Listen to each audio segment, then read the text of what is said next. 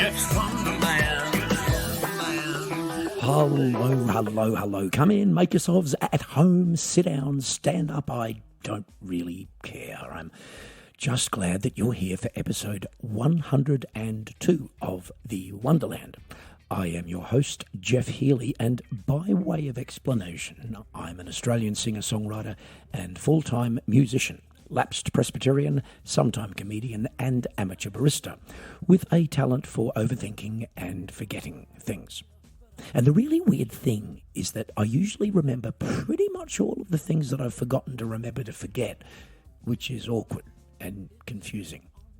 Seriously, though, I do forget things with all the ease of a trained professional amnesiac, or at least an Olympic standard amnesiast, which is kind of similar, but more competitive, and I like to think that it gives me an edge.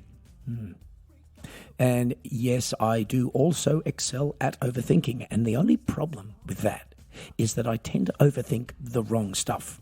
So it's a pretty useless skill to have. I will say, though, that the great thing about having those two skills is that at the end of the day, I've forgotten all the stuff I've been overthinking, so, it all works out.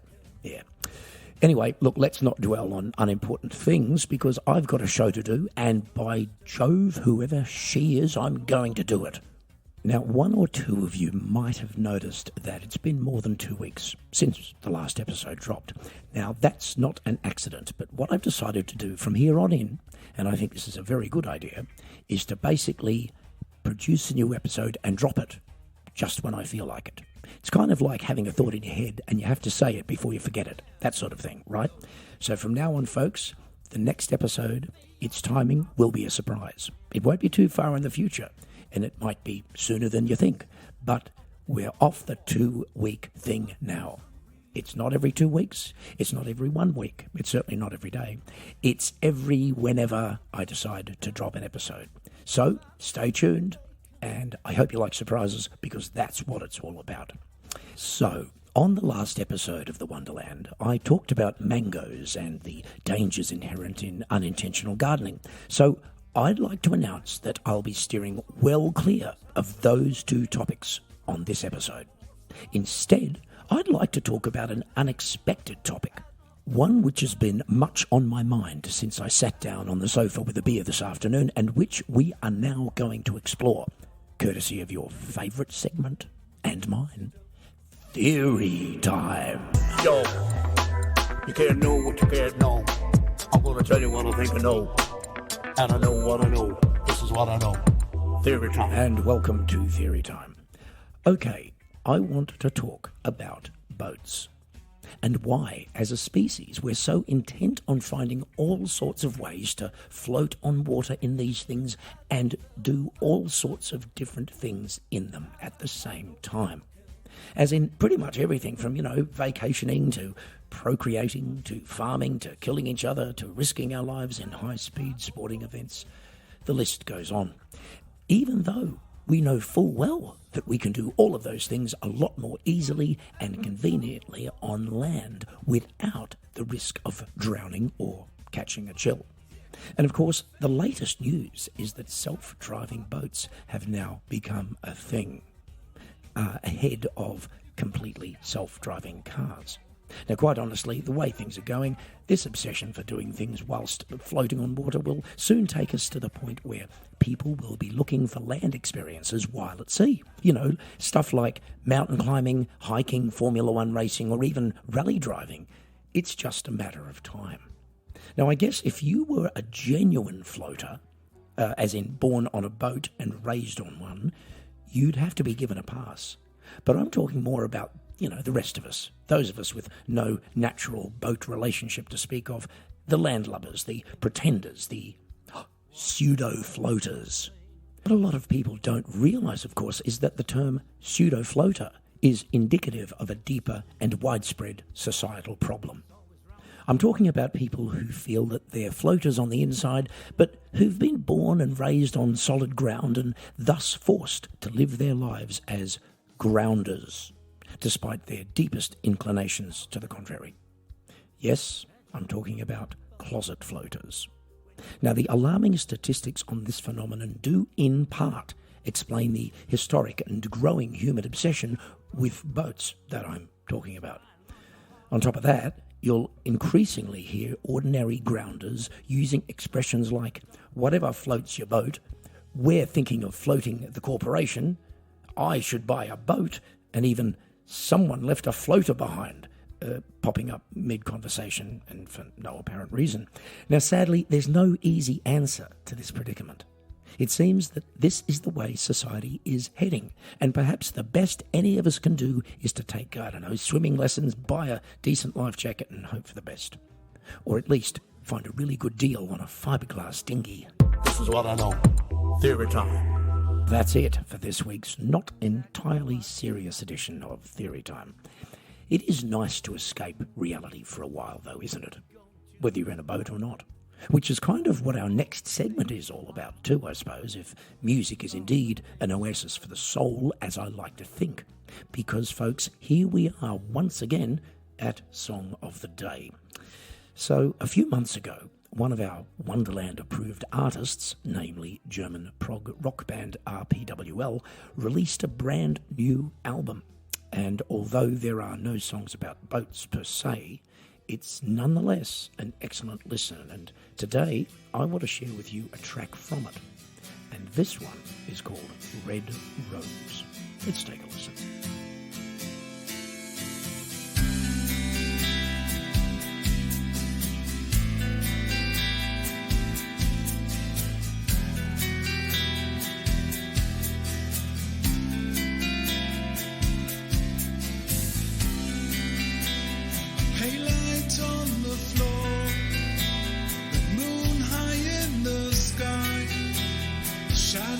Dancing on your skin, a red rose in your hair, like a promise that you made, a fairy tale that all comes true. The world outside is acting strange when you come to sing your song.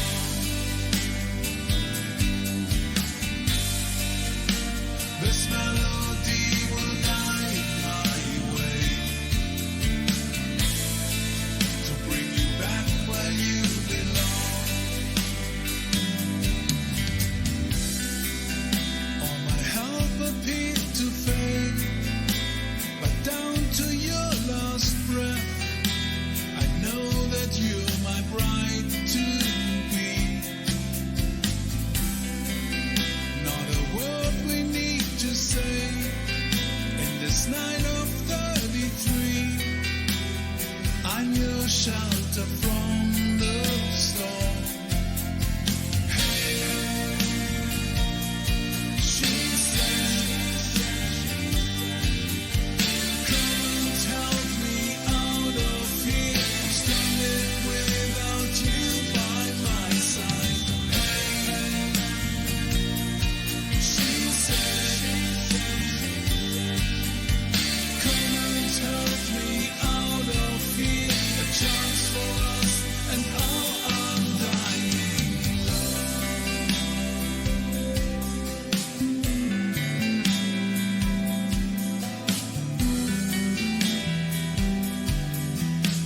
In the absence of your light, I nearly fell apart, but now we start a brand new day. I know how scared you are, but please come back to life. You're my haven in a heartless world. The world outside is acting strange, but I won't leave you here alone. It's not by chance we walk this way, all this way to the unknown.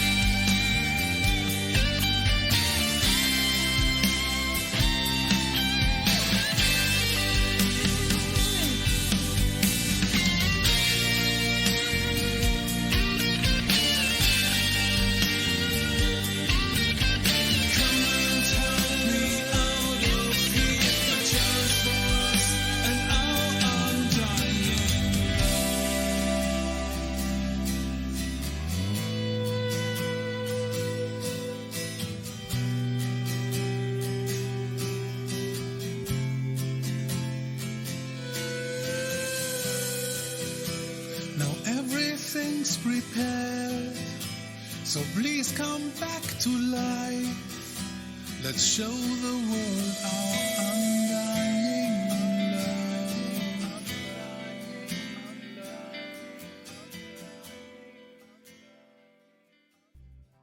Red Rose from RPWL and their latest album, Crime Scene.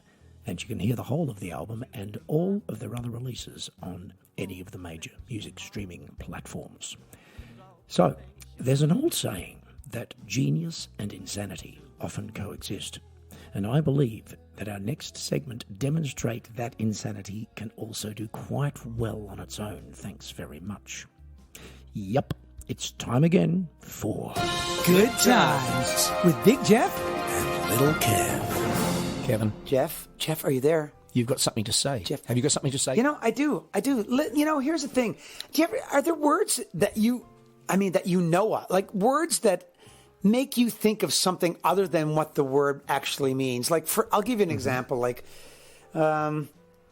apothecary. Ooh. You know, that reminds me of like a nuclear war or something. Like, why is that? Well, it's because it's... I don't know. Apocalypse theory, possibly.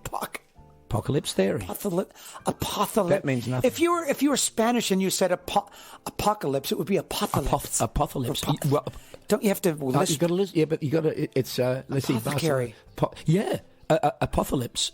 Yeah. And you're going to say, why did you say apocalypse? Because I have apocalypse. Your lips are actually a little bit deformed, so you don't have any other way to say it. That's why you say it like that. You know, and we're not taking the mickey out of Spanish people, not at all. We realise we like them. We do like them, and Portuguese people as well. We like those people. Yes, those people, those folks. We like them a lot. So, but do you have words like that do that? Like apothecary is something. Yeah. Like apocalypse. Well, it's. I imagine bombs going off. Well, and, but if you actually divide the word, you get apotha, and you get Carrey. So it could be the Jim Carrey apocalypse. How about that?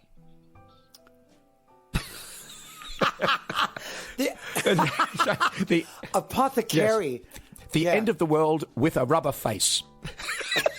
It's a thought. It's a thought. It's a good one, Ken. It's a horrible thought. I mean, but maybe people need that kind of thinking. Well, when right they listen to this show, maybe it's early in the morning, you need and they're putting on your podcast and going, "Well, we need a little bit of this." Kev, I can tell you right now, people, meaning you and me, do not listen to this and enjoy it unless it's completely meaningless. or you leave off the end of that sentence. We don't listen to this and enjoy it. You just leave off the end of the sentence. You get to the end of this, and you're shaking your head, and you're thinking, "What was that? What are these guys on? What was the point?" But here's the thing, Kev. Now, I want to put this to you and for your comments, Kevin, because as you know, I appreciate your input, your output as well, and your throughput. Yes. And your throughput. Your throughput. Right? Don't ask me what your throughput is. I don't even think I want to know. No, I don't. I don't know, man. It sounds very, very bad. All right, Kev. Some people think about ways to, feed the poor, to fix unemployment, to prevent war and social injustice, right? Right. To save the environment, to shelter the homeless. I don't do any of those things. Yeah, well, go ahead. I think, I don't either, because I'm too busy thinking about ways to go on the road with less underwear. What? What do you mean? Why would you do that? Because I want a lighter suitcase. Kevin. You know me. I travel light. It's my, forget about, liking music or playing piano or singing or any of that stuff. Forget all of that. My one driving ambition in life is to travel as light as I possibly can. As small as possible. So imagine, you go to the airport and you go to the check-in desk and you say, "They say you have anything to check in?" "Yes, I do have something to check in." "Well, what would that be, sir?" "It's my pencil case. Everything's in there that I need for my trip." Exactly. I've got some underwear in here. I've got one pencil, and as you can see, and I've got one pair of underwear that I've squished into it. Yes, but I can wash that out. And a toothbrush. And I can wash them out. I can probably knock on the neighbour's door, get some toothpaste. Don't have to pay for that. And, it's doable, Kevin. I don't know. It's doable. This leaves me with the question, why can't you rent clothing? Why travel with anything when you can just get there and rent some clothing? See, this is why we should still be back in the Adam and Eve days and we're all naked, because it was so much cheaper to travel and easier, because first of all, you didn't have to travel. Secondly, if you did, you could just go in the nutty. Nobody would look at you strangely because everybody was. Nobody had clothes. No one thought about them. No one needed them, except when it was cold. Then it was like, Now listen. Now, back in the Adam and Eve days, there was no form of transportation beside your feet. That's like it. Nobody thought about hopping on a horse, right? Well, they didn't even think about that. Well, to hop on a horse, if you think about it, is very difficult, because if you're hopping, you can't do a whole lot of stuff, especially not get on a horse. So travel was really high. So travel was non-existent. That's exactly right. Yeah. And I think we were happier then, weren't we? Were we? I don't know. I wasn't there. Well, that was the ultimate traveling light. You didn't even have shoes. Oh, that's actually, oh my God. Right. Folks, we've made a massive mistake. Can we go back several million years now? Because we've made a big mistake and we apologise for that. Sorry, we made a big mistake. Yeah, exactly. All right. We're going to revolutionize the travel industry. Travel, what is that? Travel. Sorry. What is that? Travel. I don't know what you're talking about. Travel. I don't know that word. I'm sorry. You've lost me. I have no idea. Do you have anything else smart to talk about, Geoff? Anything to declare, you mean? Or Kev, the number of smart things I've got to talk about would fit in 57... In a pencil case! Ah, there it is, Kevin McGowan Donald. Ladies and gentlemen, I present to you the Little Kev that we all know and love. Always comes up with the last word, almost, except when he doesn't. No. But exactly, a genius. Exactly. Nonetheless. Should we try? Who's going to have the last word? Good times with Big Geoff and Little Kev. That's it for Good Times. And if you've got a subject that you would like me and Little Kev to dig into, you can drop us an email to jeffswonderland@yahoo.com and we'll see what we can do. Now, a few months ago, I went on a short family vacation to Portugal, a country I'd never previously been to, even though I've been living a relatively short distance away in Germany for rather a long time. It was a great experience, partly because the weather was fine and dry, which was just as well because the part of Lisbon that we visited is somewhat undulating, meaning lots of rather steep hills in the part of the city where the Airbnb was located, featuring cobblestoned sidewalks, which apparently get really slippery when wet, which would have been an issue to say the least. Happily, it wasn't. All of the walking we had to do to get around was pretty good exercise, actually, without being a problem, although having Google Maps turned out to be essential for 4 people with no natural sense of direction. Lisbon is beautiful, though. It's really historic, lots of tourists, friendly locals, and a great place to visit, without a doubt. But being there brought to mind something which I believe qualifies neatly as the subject for today's next regular segment. And that is, of course, Geoff's Thought of the Day. I was thinking about something, I think it was the thought of the day. I think it was the thought of the day. And welcome to Thought of the Day, which today is this. Is it better to visit a country or a city for the first time, knowing very little about it, or is it better to research the hell out of it before you leave home? Okay, when I say knowing very little about it, obviously I don't mean not knowing which language is spoken or whether there's public transport or what the weather's going to be like or whether you're likely to be used by the locals for target practice or even an evening meal, but more so what the place might look like, what sort of attractions there are and, well, if you think it's going to be your bag or cup of tea or thing or whatever.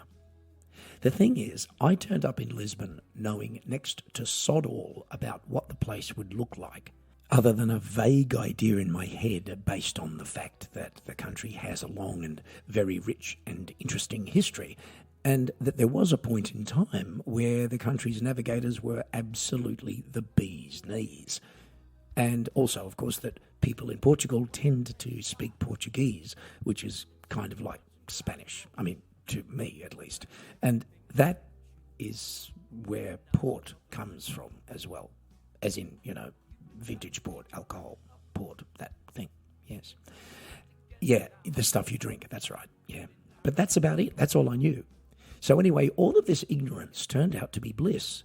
And I had a great 4 days, largely because my slate of expectation was completely clean. So not knowing much about that new holiday destination can be a great idea. So see if you can resist the temptation to over-Google this before you go somewhere you've never been before, other than finding out exactly where it actually is and how best to get there and, you know, the really fundamentally important stuff. And if you're taking the kids, make sure all your credit cards are paid up. I think it was the thought of the day. And that's it for Thought of the Day and, of course, today's episode of The Wonderland.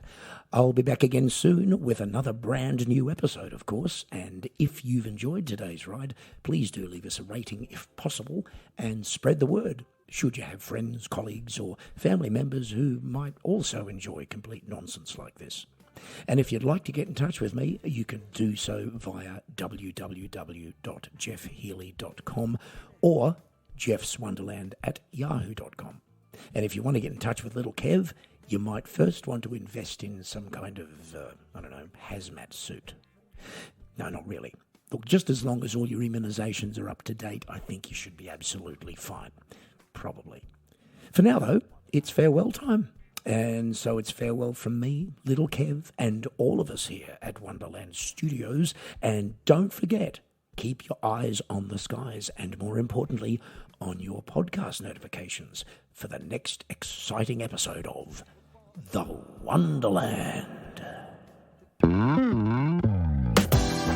Gotta get back to Geoff's Wonderland.